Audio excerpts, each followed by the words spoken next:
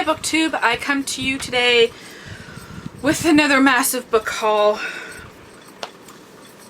These are all used books. So I don't think I paid more than $4 for any of these. I'm just gonna show you these first because I don't know whether they count as books or not. This is collections of manga called Yen Plus. I'm not quite sure what it is. I have a feeling they're kind of like Shonen Jump, where it's a collection of a whole bunch of different manga. Like it's literally just all manga. But I've never heard of these titles.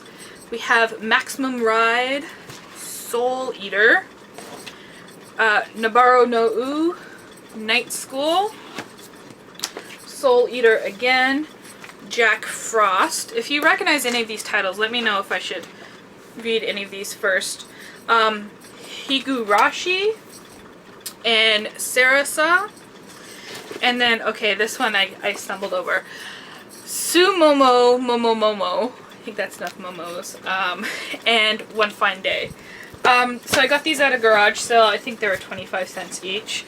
So I just picked them all up to, I don't know, try them out.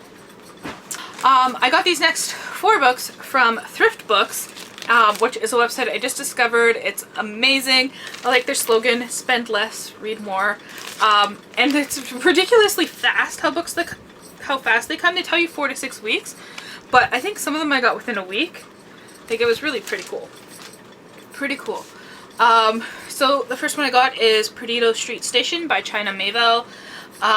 This is a science fiction winner of the Arthur C. Clarke and British Fantasy Awards. It's about a man who lives in this world, whether it's in the future or in a different universe. I don't know, but he's a scientist and he gets confronted by a half-bird, half-human creature known as the Garuda, who asks him to do some science-y thing. Yeah, sounds pretty cool. Then I got Gravity's Rainbow by Thomas Pynchon. I really liked The Crying of Lot 49, so I thought I'd pick up something else by him. Oh, this is cool! This is why I love buying used books. It seems someone has left a boarding pass. Jack Chamberlain, I have your boarding pass from, there's no date on it. That's pretty cool though. That's pretty cool. I don't know what it's about. It says here, a screaming comes from across the sky, but it's postmodern literature. I think it's better to go in not knowing anything and have the book surprise you. Then I got Geek Love by Catherine Dunn. And it's about a woman who's part of a carnival, and to save themselves from going bankrupt, she gets pregnant and then ingests different things in order to give birth to freaks. So that will be interesting to read about, right? The last book I got from Thrift Books is Stand on Zanzibar by John Brunner. If you've been watching my channel for any amount of time, you know that I love John Brunner. This one, the Hugo Award winner, like this is his novel that he's most well known for, and I haven't read it. It's about overpopulation and such. I'm not gonna read it out here. I'm just gonna say one thing. Where everyone was struggling for life, he himself was programmed for death. What I also really like is that he experiments in different formats. As soon as we got like lists there, I think there's a chapter back here where it's just a whole bunch of quotes. There's one here. Yeah, and it says here along the back, I'll read this. Brunner takes a lot of ordinary science fiction and speculative nonfiction and edits it non-randomly into a brilliant non-novel. Brunner has invented a whole new way of writing book-length science fiction. So that's pretty cool. If you're into science fiction, you should read John Brunner. Then I got Eccentric Neighborhood by Rosario Ferre. It takes place in Puerto Rico at the turn of the century, as it's just transitioning from plantation to, it says here mechanization, but I'm pretty sure they're assuming industrialization and such like that. And it's about the relationship between a daughter and her father and her dead mother. These are all from various thrift stores, garage sales, that kind of stuff. Then I picked up this book. I didn't know this existed. I've read all the Game of Thrones books, and now I want to read this one. This is a century before Game of Thrones. It's the story of Duncan Egg. It's A Knight of the Seven Kingdoms by George R. R. Martin, who are just traveling around Westeros. Oh, and it's illustrated. I wanted to show you that. These end pages are gorgeous, but it is illustrated throughout with pictures. I can open it to any random page and find one there for you. So that will be cool. I like to know a lot about the background of different fantasy stories and such. Then I got this beautiful book, The Invention of Hugo Cabaret, by Brian Selznick. This incorporates a lot of pictures. I'd say most of the book is pictures, but there's text as well. So it's very beautiful book to experience. Then I have The Spirit Cabinet by Paul Corrington. He's a Canadian author. It's about magicians in Las Vegas, but I'm going to read here, this is the beginning. No one gives humanity to life's oddballs as well as and as sensitively as Paul Corrington. And here this person, Jim Harrison, says, it recalls the possibility of a more expansive Kafka, which will be interesting to see if it does. Las Vegas magicians and Kafka. Let's see. Then I got The Goddess Test by Amy Carter. This is a YA about a girl whose mother is dying, and then she meets this boy who says he's Hades, like literally, like he's the god of the underworld, and he says he'll keep her mother alive if she can pass 7 tests. So that's, kind of interesting, bit of Greek mythology there. I got this edition of The Chrysalids by John Wyndham. This is a classic science fiction about children who are mutants and should technically be murdered by society, but are, managing to live. Yeah. I really like that edition. Then I got A Discovery of Strangers by Rudy Wiebe. This is another Canadian author, obviously winner of the Governor General Award. This is a story about a real-life exploration of the Northwest Passage by John Franklin and their encounter with the Yellowknife Indians.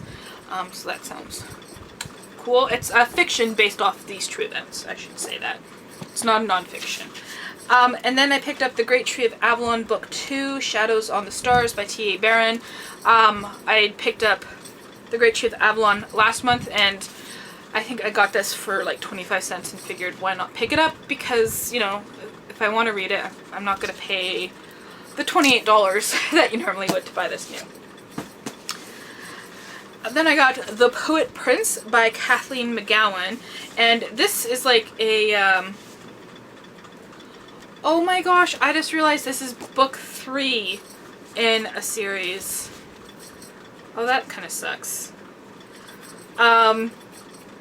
But it takes place in both Renaissance Italy and present day Italy, as this one woman discovers a gospel written in Jesus' own hand, and her lover is a descendant of the Medicis and is obsessed with them.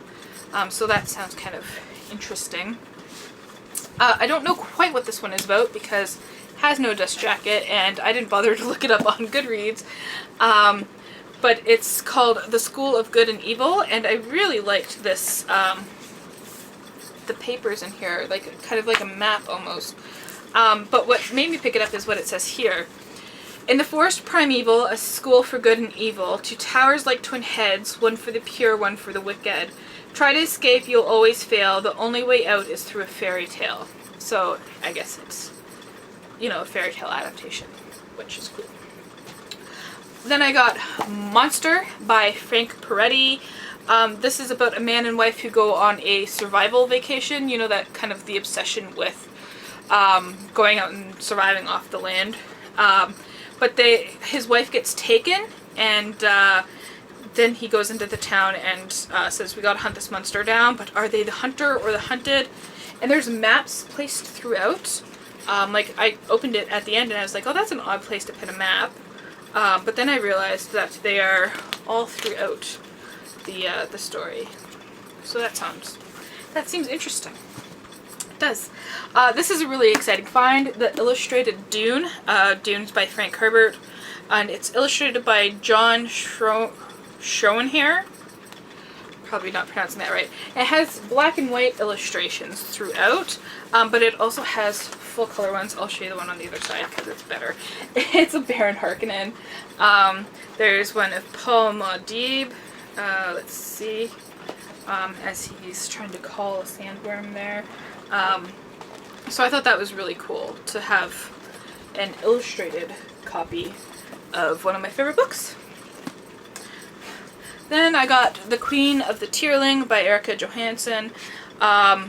This seems to be another YA about a young girl who's finds out she's the queen after she's been raised in a cottage with servants.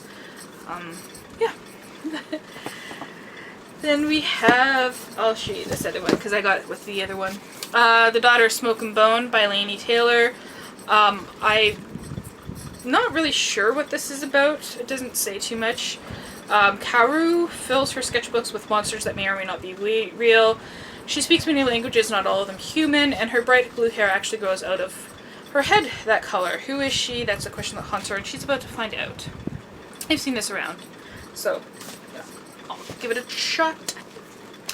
Then we have The Naked Island by Brenna Wasserman, and this is a Canadian author again. And it's a story of Rachel Lynn Gold, who's a young Jewish woman from small town Ontario, who sets out on an odyssey to India, Nepal, Singapore, and Australia, and she meets and falls in love with a Malaysian Muslim named Kifli Talib, and they have a forbidden affair because, you know, she's Jewish and he's Muslim, and it's not exactly kosher, I guess. That's bad. I'm sorry if that was offensive. The Ash Garden by Dennis Bach. This is another Canadian novel, and this is the story of, I think it's 3 people after the bombing of Hiroshima. From Germany to America to Japan, from New York City to a small Ontario town, which seems to be a running theme here now. Yeah, so that's cool. I really like the cover there. And lastly, this is the only book I bought new, but I didn't pay full price, which would have been $30. I got it at the dollar store for $3. That's a tip. Always check dollar stores for books. There's some really good ones there. So we have The Boy Who Could See Demons by Carolyn Jess Cook, and this is about a young boy. He's 10, and he's in a mental health treatment center because he has an imaginary friend who he thinks is not imaginary, and it manifests itself as a demon named Ruin. But they think that he has early onset schizophrenia.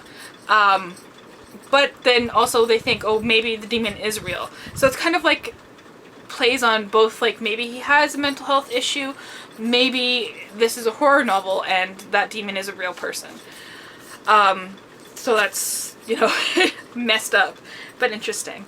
Those are all the books I got. Let's count them. 1, 2, 3, 4, 5, 6, 7, 8, 9, 10, 11, 12, 13, 14, 15, 16, 17, 18, 19, 20, 21, 22, 23, 24, 25, 26 books. I'm not looking forward to cleaning this up, but thank you for watching.